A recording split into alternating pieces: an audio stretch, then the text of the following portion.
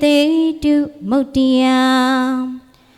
Wagita Zagaya Pia Pamadu Nama Chumya Maloya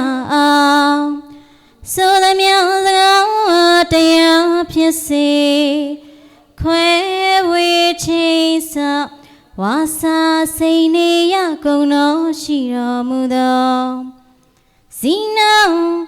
Alawaka Pakabyama Nalagiri Sadi Myazo Puedagarunai Amieda Nayu Auna Munyo Puro Pie Come you wait Oh Jesus Roshi Shino Myapia Pagawa Shimyalo Maso Dagoro Lo Chataye Lakanado Mochedi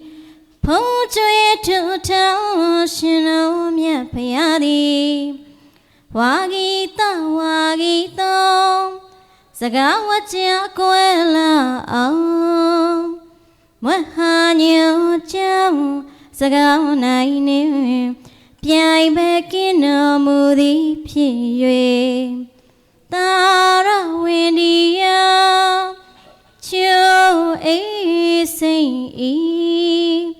A Sea Shun So A Cargo Pay A David Ala the Pim The Bawa a deep A Nita Shivita Dom Pataura Mayolo Matimlo A son a pillow Say you would show ye Athenia Pay Hopo Mimia to Tearo Zagaro Pim Imelo Gam Piamanalu Gawadu Gawada Out Samachaya Shinamya Tidi Tata Loka Jigo Upakati Tataunga Yakilitari Chulwe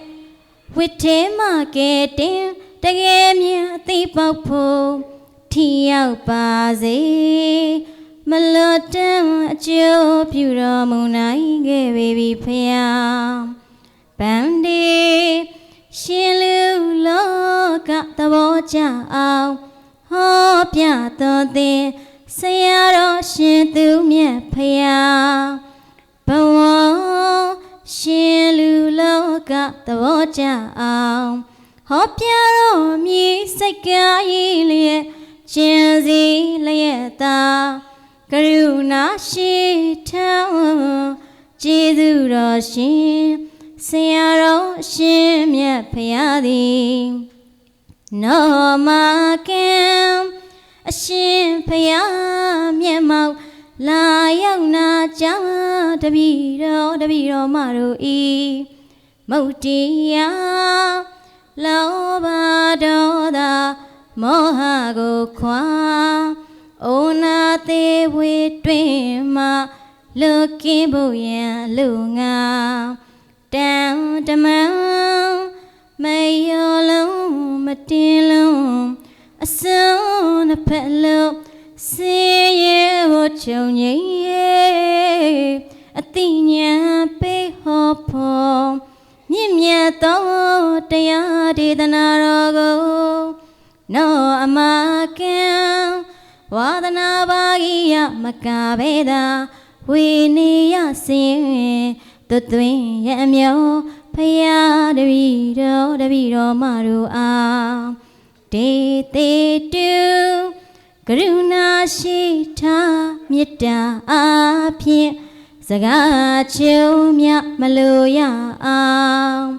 So the Mya Taya Piese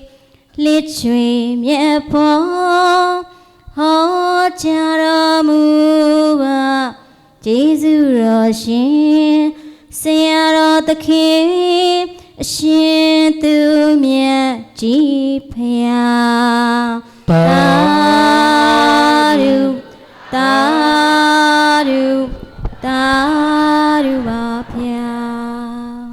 နာစီစဉ်လေးရာနိုင်ငံကျော်နယ်လေတရားဟောဓမ္မဂရီကသာသနာ့ဆာဓမ္မစတိယာအမီမာဝိဇ္ဇာမျိုးဆက်သစ်အရှင်ဖိုးလေးလုံးဆရာတော်အရှင်စန္ဒာတိရိမာဓမ္မရီအမြိုက်စီတိုက်ချွေးတော်မူပေးပါယံလေးမြတ်စွာဖြင့်အရှင်ဘုရား၏ခြေဆုံးသို့ဥခိုက်၍တပည့်တော်ရိုသေစွာလျှောက်ထားအပ်ပါသည်ဘုရားတရားတောင်းကောင်းဟုတ်လားဘုန်းကြီးကတော့နာကောင်းမှမလားမသိဟမ်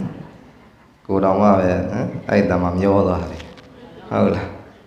ကဲဒါဆိုတော့ဒီနေ့ကိုယ့်ရဲ့နယ်ပေါ့နော်ကိုယ်နယ်ကိုယ့်ရဲ့အယက်ဒေတာဒါပြန်ရောက်ရတာလဲဝန္တာပီတိဖြစ်ရတယ်ဒီနေ့တကားကြီးဥခင်ကျော်တို့ဓမ္မဒုက္ခမိုးတတ်တို့နဲ့ဆိုတာတခါမှမဆုံးဘူးဆွေမျိုးလို့တော့သိထားတာပေါ့နော်ဒီနေ့ကဘုံဘုံကဒါပြီးတော့ဓမ္မဖြစ်ကျေးဇူးဆက်တယ်လို့ပြောရမှာပေါ့ဒီနေ့ကိုတရားပွဲတော်တော်များများကိုလက်မခံမဲနဲ့တော်တော်များများကိုဦးဇင်းကျောင်းပါပဲအဓိကအကျောင်းတီထောင်ဆဲကာလတစ်ခုရောက်နေတော့တရားပွဲတွေကိုဒီနေ့လက်မခံတော့ပဲနဲ့နေလိုက်တာပေါ့ဒါပေမဲ့တကားကြီးဥခင်ကျော်တို့ဓမ္မတော်ခမိုးသက်တို့နဲ့ခမဲတော်ကြီးတို့ကဒီလိုတရားလျှောက်လာတော့ကဲအဲ့ဒီအချိန်ဆိုရင်တော့ကတဲ့တို့ကျောင်းကတမ္မလေးကျော်စာဝါတွေပထမပြန်စာဝါတွေဟာပြီးလောက်ပြီကိုလည်းအချိန်ကြာရင်တော့အားလောက်ပြီပေါ့လေအဲ့ဒါနဲ့လက်ခံပြစ်သွားတာပေါ့အဲ့ဒီနေရာဒီဒေသဒီလိုဟောခွင့်ရတာပေါ့လေအဲ့တော့ဒီမကွေးဆိုတာဦးဇင်းတို့ရဲ့ဒါဇာတိနော်မြို့ပေါ့လေ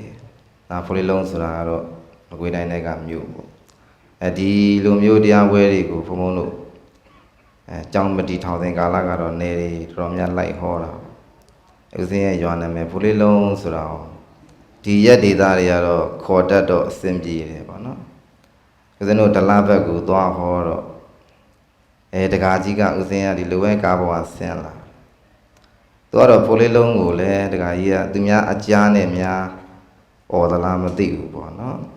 အဝေးကနေပြီးတော့ဦးဇင်းကကားပေါ်ကဆင်းလာတော့မိုက်ကြီးနဲ့အကျယ်ကြီးဟောတော့ဖိုလေးလုံးဆိုတာကိုသူ့နားထဲမှာဘယ်လိုမျိုးကြားလိုက်လဲမသိဘူးသူကဖင်လေးလုံးဆရာတော်ဆိုပြီးဟုတ်လားကြွလာတော့ကိုကတရားနာတာပိဋကတ်တွေကဖြတ်လာတာပိဋကတ်ကမျက်နှာမကြည့်ဘူးဗျနော်ဘယ်ကြည့်လဲတော့မသိဟမ်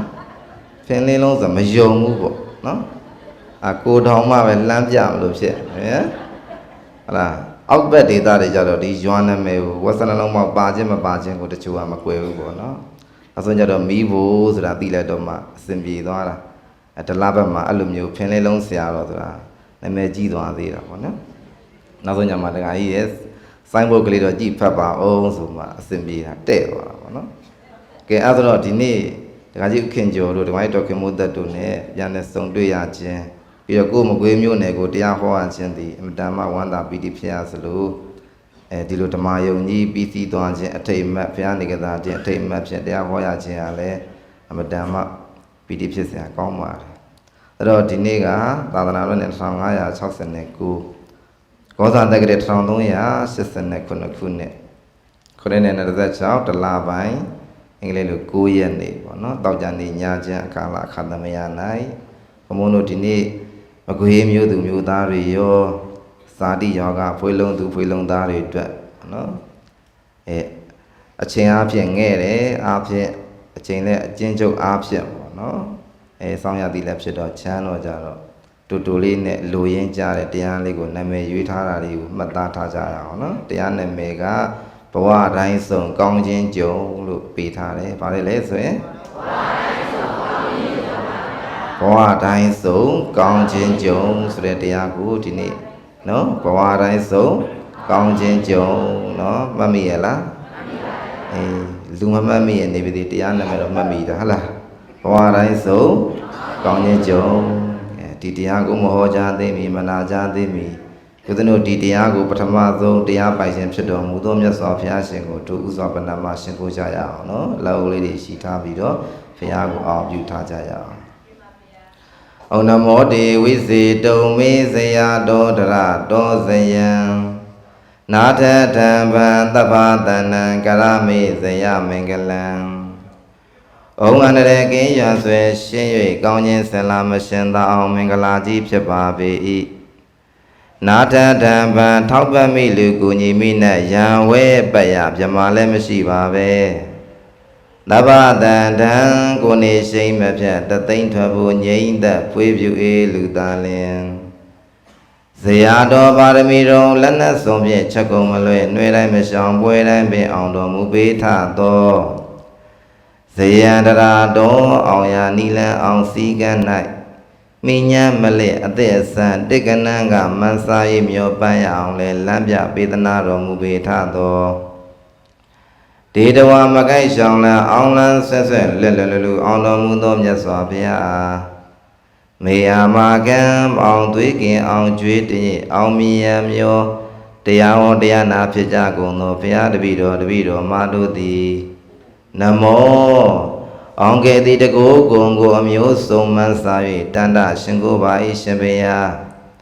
မေယာမာကံအောင်သွေးခင်အောင်ကျွေးတင်၍အောင်မြင်မျောဘုရားတပည့်တော်မတို့အားဇယမေကလံအောင်ရအတိတ်အောင်နမိတ်ဖြင့်အောင်ဘိသိက်သွင်းအောင်ဟိတ်ကျင်း၍အောင်ခြင်းစင်္ဃမင်္ဂလာကိုကရာတပြေအနုငွေခရုဖြင့်ဇေယတုဘုံမေရုတွန်အဘုံအပူအေးဖို့ပြုပေးတော်မူပါအောင်တော်မူသခင်အရှင်မြတ်ကြီးဖရာ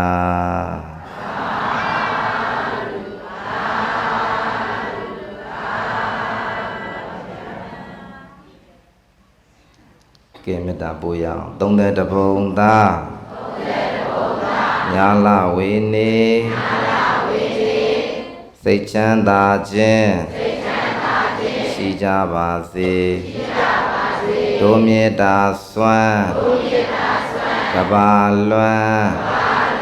ရေချမ်းကြပါစေတရားနာကြလာညာလဝေနေကိုယ်စိတ်နှစ်ပါးအေးချမ်းပါစေဒုမြေတာစွမ်းကဘာလွမ်းအေးချမ်းကြပါစေပါဠိခေါ်ကြ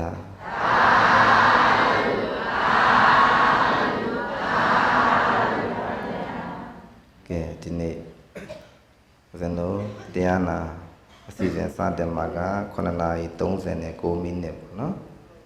အဲ့တော့တရားနာမည်ရပါတယ်လေ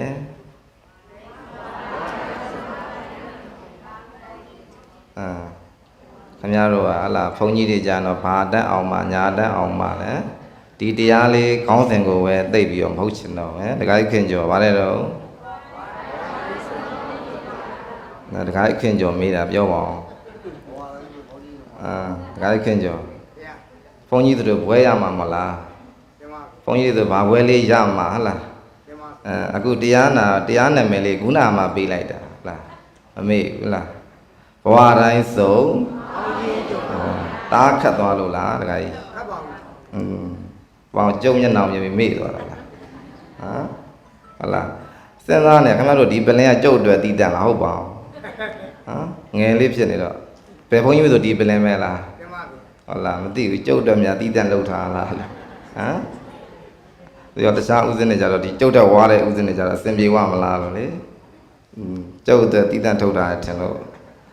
ကဲဒါဆိုတော့ဒီနေ့ဘဝတိုင်းဆိုကောင်းခြင်းကြုံဆိုတဲ့တရားကိုနာကြားရအောင်နော်ကဲအဲ့တော့ဒီနေ့လူတိုင်းကစုံတွေ့ကြတာမဟုတ်လားတခါခင်ကျော်တခါကြီးတော့တခါမိုက်တော့ကမုတ်တက်နေတာစုံတွေ့ရတာဟုတ်တယ်မလားတခါကြီးပဲမေးပါမယ်တခါကြီးကတရားပဲမှတ်သည်ဆိုတော့နောက်ဘဝတွေမှာတော့ခင်မုတ်တက်နေများတွေ့ကျင်သေးလားတိတ်ပြီးအတန်မထွက်ဘူးနော်အိမ်ကြရင်တော့နော်ဘာလို့မတွေ့ကျင်တာတော့နဲ့တခါကြီးတခါမိုင်းတွေကိုကိုကုလို့စဉ်အိမ်အောင်ကြတဲ့ကိုယ့်ရဲ့ဇနီးတွေကိုမယားတို့လင်တို့နဲ့များတွေ့ကျင်သေးလားဘယ်လိုဖြစ်တာတော့ကျုပ်ဒီတရားကိုရွာမှာရန်ကုန်မှာဟောဘူးတယ်နော်ကျုပ်တရားပွဲပြန်တော့လက်မြတ်နဲ့ရန်တက်ကြတယ်နော်သူကတော့တခါကြီးကတွေ့ကျင်တယ်တခါမကြီးကမတွေ့ကျင်ပါဘူးပေါ့နော်ဘယ်ခင်ဗျားလည်းကိုယ့်ကိုယ်ညှိမှရမယ်ထင်တယ် တွေ့ကျင်လားမတွေ့ကျင်ဘူးလားတခါရုပ်ခင်ကြော်ပဲဖြေတာကဲပိတ်သက်တွေဖြေအောင်တွေ့ကျင်လားမတွေ့ကျင်ဘူးလားမတွေ့ကျင်တော့နော်တွေ့ကုန်မတွေ့ကျင်တာကဲဆရာလေးတွေရောတွေ့ကျင်သေးလားဆရာလေးကတွေ့စရာမရှိဘူးနော်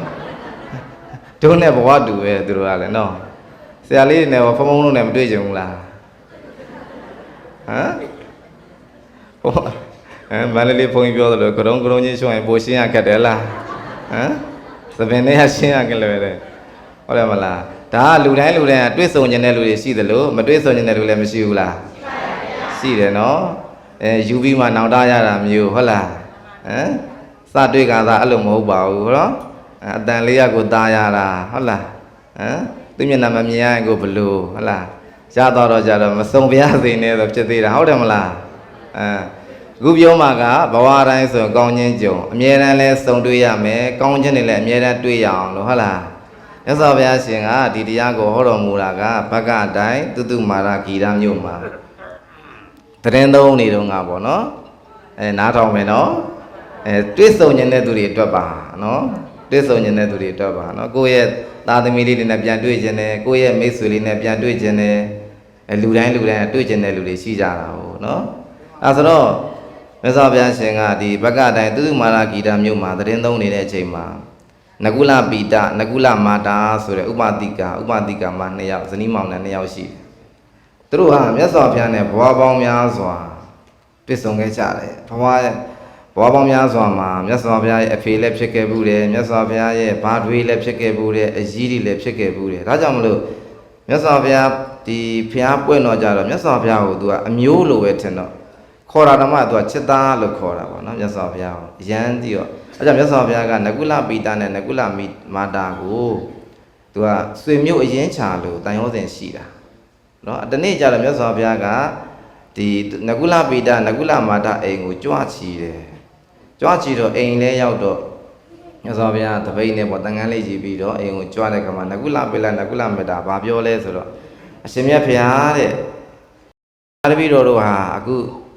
အိမ်တော်ကြကအချိန်ကစပြီးတော့အခုချိန်ထိပေါ့နော်တယောက်နဲ့တယောက်စကားမများဘူးနားလည်မှုရှိနဲ့ချစ်ခင်ပေါင်းသင်းနေထိုင်ကြတယ်ဗျာတဲ့အဲ့တော့နကုလပိတာဘာလျှောက်လဲဆိုတော့ဒီပြောတို့ဒီဘဝကိုသူနဲ့တွေ့ကြတာမဟုတ်ဘဲနဲ့ဘဝဆက်တပည့်တော်နကုလမာတာလေးနဲ့ပြန်တွေ့ကြတယ်ဗျာတဲ့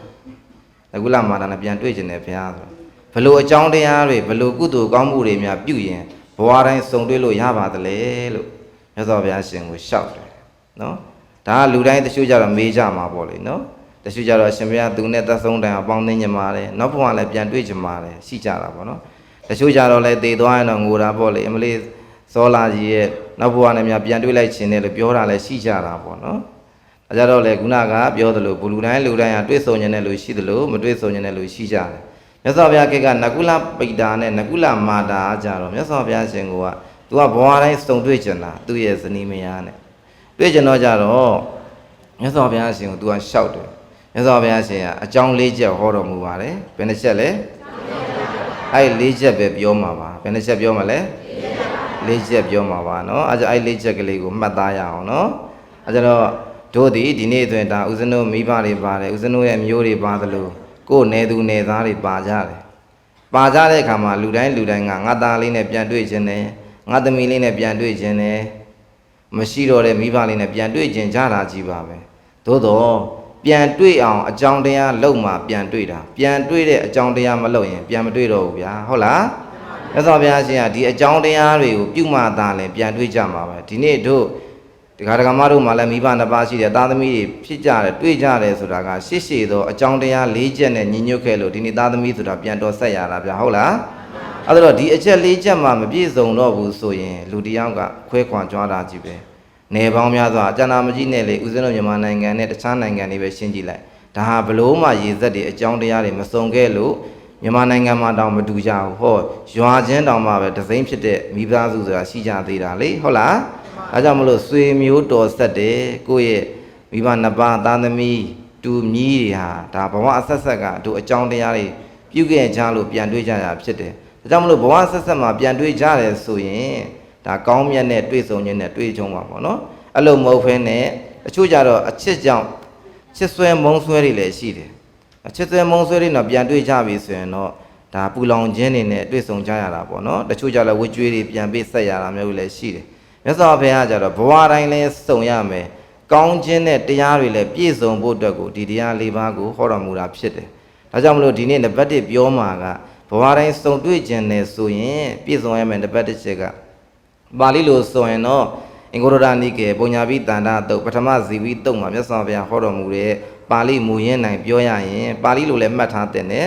တမတဒါလို့ခေါ်တာတမတတ္ထာလို့ခေါ်တာပေါ့နော်ဆရာလေးဆိုတော့ဒီပါဠိနဲ့မစိမ့်တော့ဘူးတမဆိုတာတာဧတမာယေမနော်တရဲ့ဓာတ်တွေနဲ့တောက်ချိုက်နဲ့စစ်ရေးချနဲ့တမတတ္ထာပြောကြည့်တယ်ပြောကြည့်တယ်တမဆိုတာကဒီနေ့အင်္ဂလိပ်စာနားလည်လို့ဆိုတော့ balance ခေါ်တာပေါ့နော်ညီမျှခြင်းလို့ခေါ်တယ်တတ္ထာဆိုတာ faith ခေါ်တာပေါ့ယုံကြည်ခြင်းလို့ခေါ်တယ်မြန်မာလိုပြောရင်ညီမျှသောယုံကြည်ချက်ရှိခြင်းတဲ့ဗါလဲလေညီမျှသောယုံကြည်ချက်ရှိခြင်းဒီနေ့တို့ကဲဒီနေ့မှာဒီတရားနာလာတဲ့အထက်မှာဆိုရင်ဒါများသောဖြင့်ငယ်တဲ့မျိုးသမီးလေးတွေပါတယ်ခုနသမီးရွယ်လေးတွေပါတယ်ဆိုရင်ကိုယ့်ရဲ့ကျင်ညာပေါ်ရွေးတာတို့ကိုယ့်ရဲ့လူပြိုလေးရဲ့ကိုယ့်ရဲ့အိမ်တော်ဘက်ရွေးတဲ့ခါမှာနံပါတ်1ဒီဘဝမှာမြတ်စွာဘုရားအရင်ဘဝဆိုတာထားအောင်ဒီဘဝမှာတောင်သက်ဆုံးတိုင်ပေါင်းသင်းဖို့အတွက်ဆိုရင်လည်းဒီအချက်၄ချက်ကအရေးကြီးတယ်နံပါတ်1ကယုံကြည်ချက်တူရမယ်တဲ့ဘာတူရမလဲယုံကြည်ချက်တူရမယ်တယောက်နဲ့တယောက်ယုံကြည်မှုမရှိဘူးဆိုရင်ဒီလူနှစ်ယောက်ပေါင်းသင်းဖို့ဖြစ်နိုင်မဖြစ်နိုင်ဖြစ်နိုင်တော့ဘူးသူ့ကိုတန်တရားတွေဖြစ်နေပြီ तू ကဟုတ်ကောဟုတ်ရဲ့လားကိုယ်ပေါ်မှာတကယ်ချစ်ရလားတခြားလူနဲ့ရောဖောက်ပြန်နေသလားသစ္စာရှိရလားဆိုတဲ့တန်တရားတွေရှိနေပြီဆိုရင်ဒီလူနှစ်ယောက်ကရှစ်ဆက်ဖို့ဘလို့မှမဖြစ်နိုင်တော့ဘူးเนาะယုံကြည်ချက်ဆိုတာတယောက်နဲ့တယောက်ဘာရှိရမလဲတူမျှနေရမယ်ဘာဖြစ်နေရမလဲတစ်ဖက်ကယုံကြည်ပြီးတစ်ဖက်ကတန်တရားဖြစ်နေလဲအဲ့လူနှစ်ယောက်ပေါင်းသင်းလို့ရမလားမရဘူးဒါကြောင့်မလို့တယောက်နဲ့တယောက်သစ္စာရှိနဲ့ယုံကြည်ချက်ရှိမှသာလင်ဒီလမယားနဲ့အိုရောင်မင်းအောင်ပေါင်းသင်းရတာမဟုတ်ဘူးရလာ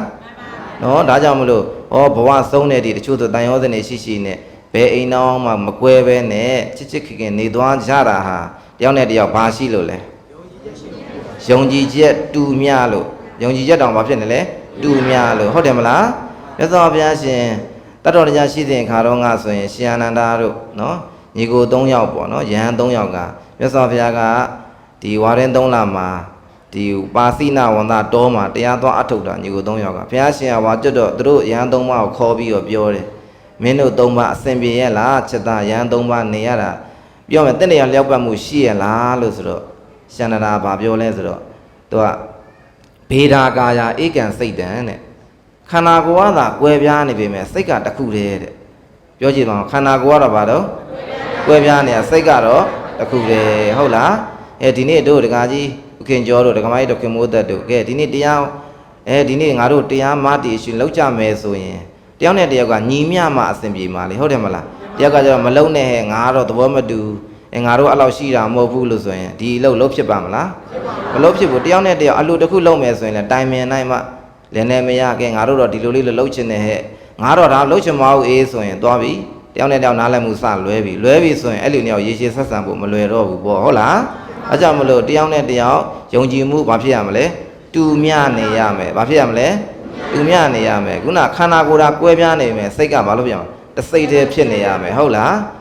တချို့ကြတော့ရှိတယ်လေအိမ်တော်မပြုတ်ခင်တော့ကတော့အစဉ်ပြေတာပေါ့နော်တယောက်တည်းနေတော့ကတော့သူ့ကိုကအဖော်အနားအနေနဲ့အဖော်ခေါ်ချင်တာသို့တော့နှစ်ယောက်အတူပြုတ်တဲ့အခါမှာတယောက်နဲ့တယောက်ကအလိုတွေမလိုက်နိုင်ကြဘူးအလိုတွေမလိုက်နိုင်ကြတော့တယောက်နဲ့တယောက်ခုနပြောတဲ့စကားတွေများတယ်ရံဖြစ်တယ်နောက်ဆုံးကွဲပြားတဲ့အစဉ်တွေဖြစ်ကုန်တယ်ဒါဟာတယောက်နဲ့တယောက်ဘာမရှိတာလဲယုံကြည်မှုမရှိတော့တာဒါကြောင့်မလို့ဦးဇင်းတို့ဘဝမှာဒီဘဝလဲသက်ဆုံးတိုင်အောင်ပေါင်းသင်းဆက်ဆံနေထိုင်ခြင်းနဲ့နောက်ဘဝတွေမှာလဲသူနဲ့ပြန်တွေ့ဆုံခြင်းနဲ့ဆိုရင်တို့နံပါတ်1ဘာရှိရမလဲယုံကြည်ချက်အတူတူမျှနေရမယ်ယုံကြည်ချက်တယောက်တည်းယုံကြည်နေလို့မရဘူးเนาะနှစ်ယောက်လုံးကဘာဖြစ်နေရမလဲယုံကြည်ချက်တူနေရမယ်သူကလည်းကိုယ့်ဘောယုံကြည်ရမယ်သူကလည်းကိုယ့်ဘောမှာယုံကြည်တယ်လို့ကိုကလည်းသူ့ဘောမှာယုံကြည်ချက်ရှိနေရမယ်ဒါဆိုရင်ဘဝတိုင်းမြတ်စွာဘုရားစုံတွေ့လို့ရပါတယ်တဲ့ဒါနံပါတ်1အကြောင်းတရားဟုတ်လားနံပါတ်2အကြောင်းတရားပြောပါဆိုရင်နောက်ကြတော့မြတ်စွာဘုရားကပါဠိလိုလေးပဲတမ္မသီလလို့ခေါ်တယ်ပြောကြည့်တယ်ဗါတယ်လို့ဆိုရင်တမ္မသီလသီလဆိုတာဒီနေရာမှာတော့ဦးဇင်းတို့က morality လို့တာပြောပေမဲ့နားလည်အောင်ပြောအကျင့်ပဲသ တီလာကိုမြန်မာပြန်ရင်ဗါလဲလို့အကျင့်ဟုတ်တယ်မလားအကျင့်ကလည်းတူနေရမယ်ဗျာဟုတ်လားတယောက်ကအကျင့်သာရိတပြက်နေလို့တယောက်ကအကျင့်တူနေလို့လည်းမရဘူးဗျာဟုတ်လားအကြောင်းမလို့ဒီနေ့ဆိုရင်ဒါတို့ငါတို့ဒီလက်မယားနှစ်ယောက်ဒီနေ့ကစပြီးသူတို့မတက်မတက်ဘူးဟဲ့သူတို့ပစ္စည်းမခိုးဘူးသူတို့အသက်မရလဲငါတို့မကျူးလို့မစော်ကားဘူးမုံမှန်တာလည်းမပြောဘူးအရက်သေးစားလည်းမတောက်စားပဲနဲ့တီလာကိုအကျင့်တူတူအသက်ဆုံးတိုင်အောင်ပေါင်းတဲ့ဆက်ဆံနေထိုင်သွားကြမယ်ဆိုရင်ဒီလက်မယားနှစ်ယောက်ကဘယ်တော့မှမကွဲပြားတော့ဘူးပေါ့ဟုတ်လားတယောက်ကစပြီးအကျင့်ဖောက်ပြီးဆိုရင်သွားပြီတယောက်နဲ့တယောက်ကွာရှင်းပြက်ဆဲခြင်းဆိုတဲ့အထိရောက်သွားနိုင်လားရောက်သွားနိုင်လားရောက်သွားနိုင်တယ်ဒါလေးတစ်ချက်သတိထားမယ်ဒီနေ့မှာလူငယ်လေးလည်းအများကြီးပါတယ်ဒါကိုတစ်ချက်ကြည့်ပါကိုယ့်ကျင်ရဘဝဖြစ်ဖြစ်အိမ်တော်မကြသေးသည်ဖြစ်စေယုံကြည်ချက်တူများခြင်းဆိုတဲ့နံပါတ်1တိုင်းတာရမယ်ပတ်သက်ရှိခြင်းမရှိခြင်းကိုမတိုင်းတာပါနဲ့ဟုတ်လားပတ်သက်ရှိခြင်းလည်းကွဲကျင်ကွဲတာပဲဒီအကျင့်စာရိတ္တပြက်ရင်မရဘူးယုံကြည်မှုမရှိရင်လည်းမရဘူးမြတ်စွာဘုရားကကိုယ်တယောက်နဲ့တယောက်ရွေးတဲ့အခါမှာဒီအချက်၄ချက်နဲ့ရွေးရပါတယ်နံပါတ်1ဘာရွေးရတယ်လဲယုံကြည်မှုနဲ့ရွေးရပါတယ်နံပါတ်2ကအကျင့်နဲ့ရွေးရပါတယ်ဘာနဲ့ရွေးမလဲအကျင့်နဲ့ရွေးရမယ်အကျင့်မတူရင်လည်းအဲ့လူတွေကပေါင်းသင်းလို့မရဘူးဗျာဟုတ်လားအကျင့်တယောက်ကကြတော့ဘုရားတရားသမားတယောက်ကတော့လောင်ကစားသမားဆိုလဲမရဘူးဗျာဟုတ်လားဦးဇင်းတို့မင်းသိက္ခာစာအုပ်ရေးတဲ့မိုးနဲ့မြေဆိုတဲ့နော်ဇလံတစ်ခုရှိခဲ့ဘူးတဲ့တချို့စာဖတ်တဲ့လူတွေဆိုသိလိမ့်မယ်ဟုတ်တယ်မလားဘုန်းကြီးနဲ့တက္ကမပဲလေဘုန်းကြီးကမန္တလေးကနေပြီးတော့ဆောင်းဝဲပြေပြန်လာယထာပေါ်မှာဟုတ်တယ်မလားမဖြူဆိုတဲ့တက္ကမလေးကဘုန်းကြီးကိုဘာဖြစ်လဲဆိုတော့သဘောကျတယ်ကြတော့ဘုန်းကြီးကိုတအားကိုပဲကြီးညိုတယ်နောက်ဆုံးဘုန်းကြီးကိုကြောင်းတွေဝယ်ပေးကားတွေဝယ်ပေးတအားကိုကြီးညိုတာပဲကြီးညိုတဲ့အဆင့်ကနေပြီးတော့ကျန်တဲ့အဆင့်ကိုလွန်သွားတယ်လွန်သွားတော့ဒီဘက်ကဥတုမနာကလည်းစိတ်ကမရဘူးပုထုဇဉ်ဖြစ်တာဟုတ်တယ်မလားဦးဇင်းတို့ဒီရဟန္တာမှမဟုတ်သေးတာပဲတူတူကိုပဲစိတ်ကကြာလာတော့ရိုင်းတာပဲဟုတ်လားအဲ့တော့ဒီကမ္မနဲ့ရိုင်းသွားတဲ့အခါမှာဘာဖြစ်လဲဆိုတော့နောက်ဆုံးဥတုမနာကိုလည်းလူထွက်သွားတယ်လူထွက်သွားတဲ့အခါမှာဟိုကကြတော့ဒီကဘုန်းကြီးလူထွက်ဆိုတော့ဟုတ်တယ်မလားမနက်စောကြီးဆိုရင်စောသည်ထားခြင်းနဲ့အလေးကျင့်နေဘုရားတရားရှင်းခိုးတာဘုရားဝတ်တက်တဲ့အလေးကျင့်ကပါခဲ့တာဟိုကဒီကမ္မကြတော့ဇိမ်နဲ့နေကျင်တာအဲ့မှာတယောက်နဲ့တယောက်နားလည်မှုတွေမရှိကြတော့ကွဲတာပဲကွဲတော့ဘုန်းကြီးနောက်ဆုံးစိုက်ကပြန်နှင်းပြီးတော့ပြန်တော်မူသွားတဲ့အစ်စ်ပေါ့တော့ဒါဝတ္ထုတစ်ခုရှိခဲ့ဘူးလေမုံနဲ့မြေဆိုတဲ့ဝတ္ထုတစ်ပုဒ်မှာရှိခဲ့တယ်ဒါဘလောက်ပဲချစ်ခဲ့သည်ထောင်းတော့အကျင့်ချင်းမတူရင်မရဘူးဗျာရရလားမရဘူးเนาะအဲကြောင့်မလို့အကျင့်ကလည်းတူအောင်ပါတဲ့ဘာလဲတူအောင်ပါလဲအဲကြောင့်မလို့ဒီနေ့ဒကာကြီးဥခင်ကျော်တို့ဒကာမကြီးတို့ခင်မိုးသက်တို့ဒီယုံကြည်မှုနဲ့တူခြင်းဟုတ်တယ်မလားအကျင့်လဲတူခြင်းကြောင့်ဒီအသက်အရွယ်ဒီတယောက်နဲ့တယောက်နားလည်မှုရှိနေပေါင်းသင်းဆက်ဆံနေထိုင်တာမဟုတ်ဘူးလားအဲ့လိုမဟုတ်တော့ဘူးဆိုရင်တယောက်နဲ့တယောက်ကယုံကြည်မှုမရှိကြတော့ဘူးဆိုရင်တော့မှပဲမျက်လုံးကကြည်ရတဲ့အကြည့်ကစားအချစ်မျက်စိမရှိတော့ဘာဖြစ်နေလဲအပြစ်တွေပဲမြင်ကြတော့တာမဟုတ်ဘူးလားသူ့ကိုမယုံတော့ဘူးဆိုပြီးတော့ तू ဘာလုပ်လို့အပြစ်နဲ့ပဲလိုက်ကြည့်တော့တာဒါဆိုရင်သူ့ပေါ်မှာဘာမရှိတော့ဘူးလဲယုံကြည်မှုမရှိတော့အကျင့်ကလည်းမတူတော့ဘူးဒါဆိုရင်အဲ့ဒီလင်းနေမရသည်အိုအောင်မင်းအောင်ပေါင်းသင်းဖို့ဆိုတာမဖြစ်နိုင်တော့ဘူးပေါ့ဟုတ်လားဒါကြောင့်မလို့ဒီနေ့ပြောချင်တာကဘုံဘုံကကိုယ့်ရဲ့ဇနီးမယားကိုယ့်ရဲ့သားသမီးကိုနောက်ဘဝတိမဟုတ်ပဲနဲ့ဒီဘဝမှာစုံကျင်ရင်တောင်မှနံပါတ်1ယုံကြည်ချက်တူရမယ်နံပါတ်2အကျင့်ဘာလို့ရမလဲတူရမယ်ဟုတ်လားနောက်တစ်ချက်ကဘာလဲဆိုတော့မြတ်စွာဘုရားကပြောတယ်စာခတဲ့တမစာခလို့ခေါ်တယ်ပြောကြည့်ပါဦးတမစာခပြောကြည့်တယ်ခုနပြောသလိုပဲတမဆိုတာညီမြခြင်းပဲစာခဆိုတာစွန့်လွတ်ခြင်းတယောက်နဲ့တယောက်ကလည်းအနစ်နာခံခြင်းကလည်းလိုသေးတယ်မဟုတ်ဘူးလားဟုတ်တယ်မလားတယောက်တည်းအနစ်နာခံလို့လည်းမရဘူးဟုတ်တယ်မလားတယောက်နဲ့အနစ်နာခံတယောက်ကကိုကယောက်ျားတာနင်းကုန်ရှာဟုတ်တယ်မလားနောက်ကအိမ်တော်ရှင်ဒကာမကနေပြီးတော့လောင်ကစားလုံနေလို့လည်းမရဘူးအဲ့အိမ်တော်ကြီးမမြဲဘူးဒကာမလည်းတာကုန်းယုံရှာဒကာကြီးကနောက်ကတောက်စားနေလည်းမရဘူးဗျဟုတ်လားတက်ချင်းနဲ့ရန်တက်မယ်စကားများမယ်ကွဲမယ်နားလည်မှုတွေလွဲမယ်ဒီဟာပဲလာမှာနောက်ဘဝစုံတွေ့ဖို့ဆိုတာနေနေတာဒီဘဝတောင်မှပဲအမြဲတမ်းပေါင်းသင်းဖို့ဆိုတာမဖြစ်နိုင်တော့ဘူးဒါကြောင့်မလို့အနစ်နာခံခြင်းရလဲဘာဖြစ်နေမှာလဲတူရမယ်ဘာဖြစ်ရမလဲတူရမယ်နော်အငြင်းမြခင်လည်းတူရမယ်ဟောဒကာကြီးကလည်းဒကာမကြီးပေါ်မှာအနစ်နာခံရမယ်ဒကာမကြီးကလည်းဒကာကြီးပေါ်မှာဘာလို့ရမလဲအနစ်နာခံရမယ်ယုံကြည်ချက်တူခြင်းအကျင့်တူခြင်းအနစ်နာခံခြင်းတူခြင်းဆိုတဲ့အချက်လေးချက်ကအရေးကြီးလားမကြီးဘူးလာ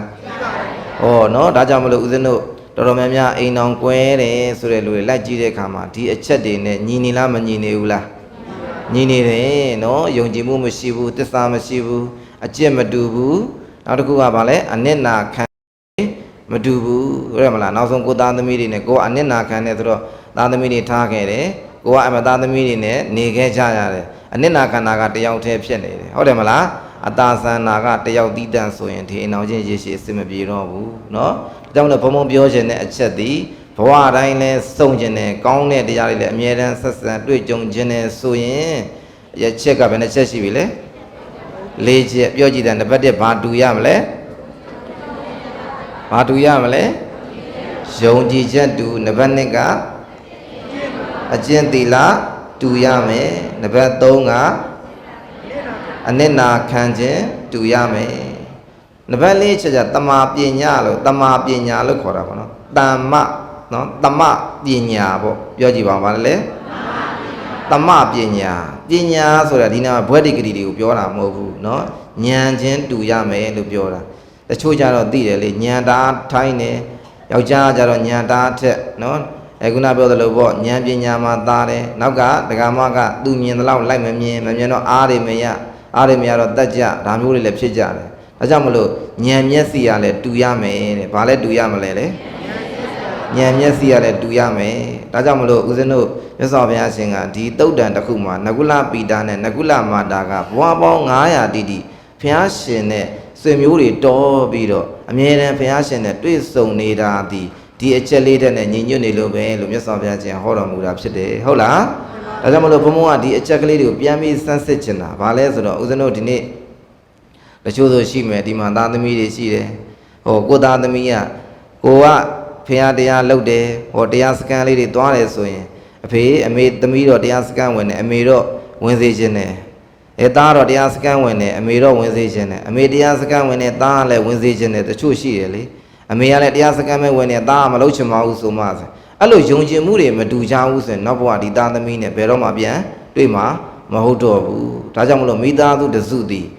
ဟုတ်တယ်မလားယုံကြည်ချက်လည်းအကုန်လုံးဘာဖြစ်နေရမလဲတူရမယ်ဒါဝတမီယောမိဘဝါစ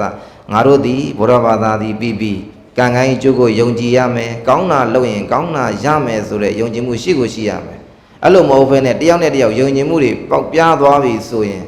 ဟာငါတို့ဖေကဘာသာရေးဒါလောက်တာပါကွာအချိန်အားလို့လောက်တာပါကွာဆိုတော့သွားပြီးတော့မြင်ပြီးဆိုရင်သွားပြီးအဲ့ဒီသားသမီးတွေဒီမိဘနဲ့ရရှိအစင်မပြေတော့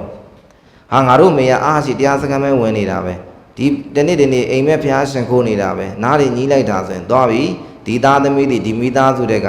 ဘယ်ချိန်များထွက်ခွာသွားရတော့မလဲလို့ပဲတွေးလိုက်တော့ယုံကြည်မှုမရှိဘူးဆိုရင်အဲ့ဒီ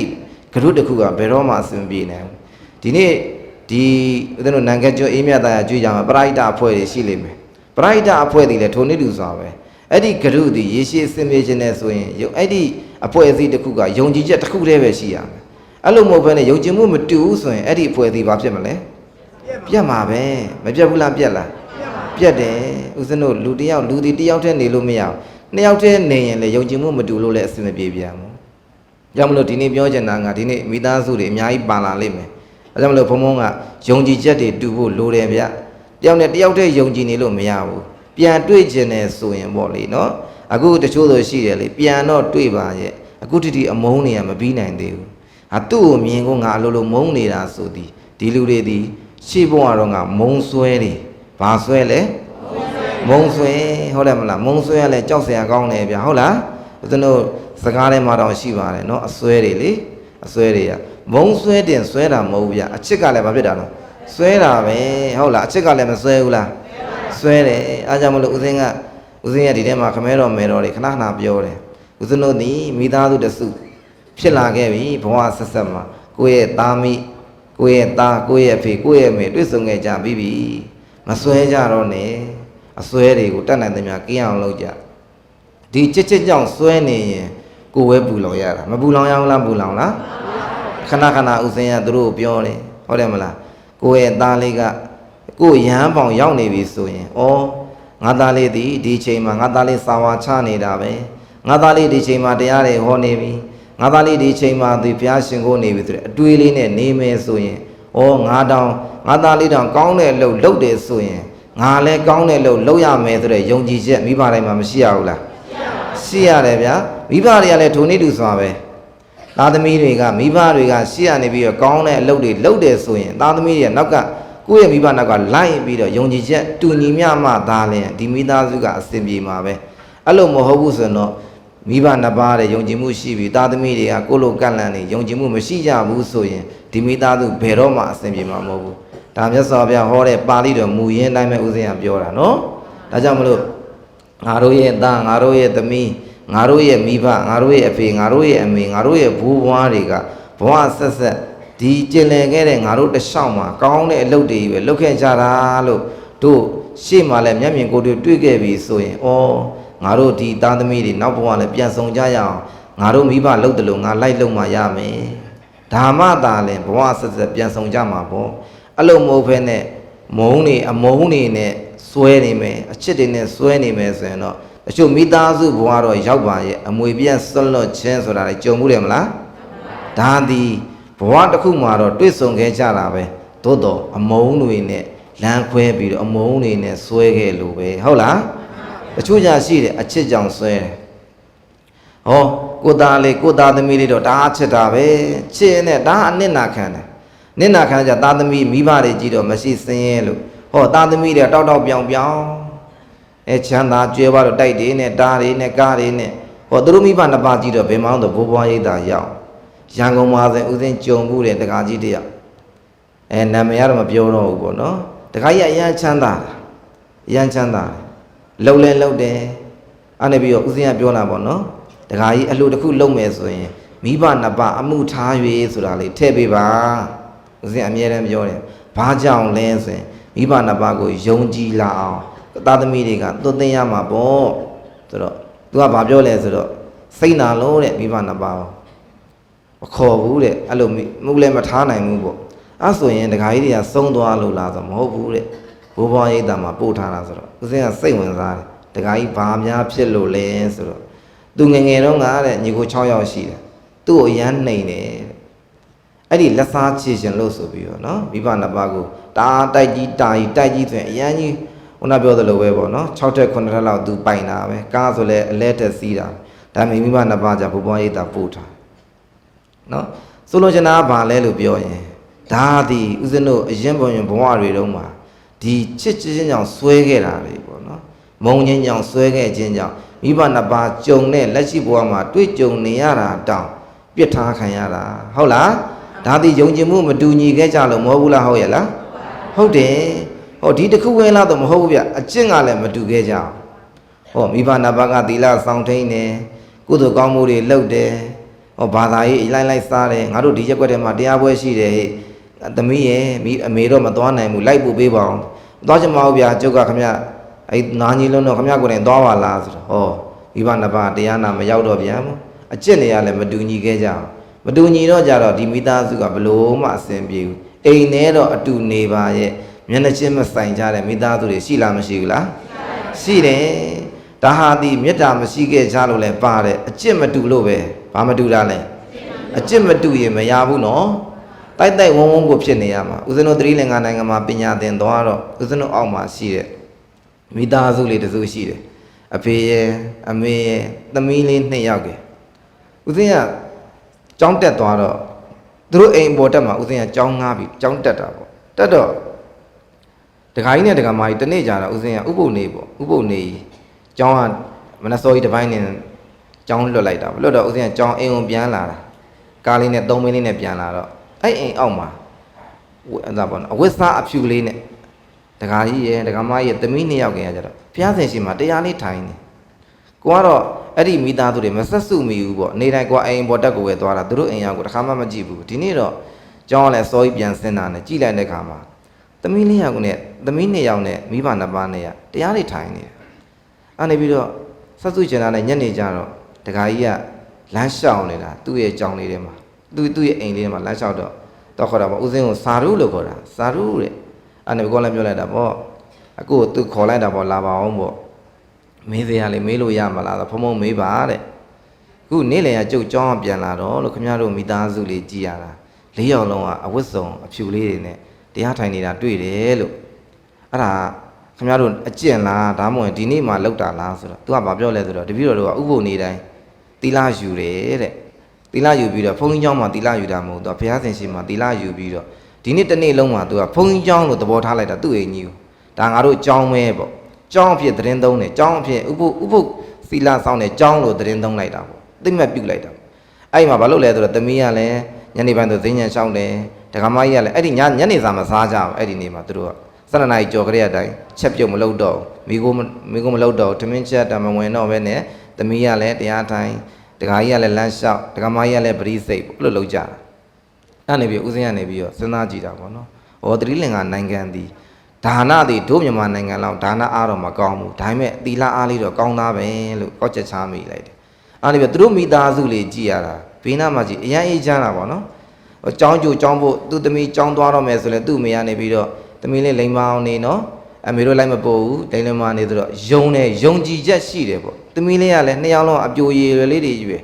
ယုံကြည်ချက်ရှိတယ်ចောင်းအတူတူသွားတယ်ပြန်လာတယ်ညီမလေးအိမ်ပြန်လာတော့ចောင်းပြန်လာပြီဆိုရင်အလေးကျင့်လေးတစ်ခုရှိတယ်သူတို့အဖေမေရဲ့ခြေထောက်ကလေးကိုချစ်ပမိုးလေးကိုလက်ကလေးနဲ့တီးပြီးရှင်ခိုးတယ်အဲ့ဒါလေးလည်းတွေးလိုက်တယ်ပေါ့နော်အဲ့ဒါတော့ဒီမိသားစုလေးကြည်ရတာအေးချမ်းလိုက်တာလို့ဟောခုနကဦးစင်ပြောတဲ့ဟာလေးနဲ့တော့တိုက်ဆိုင်ဘာတူနေလဲအကျင့်တူတယ်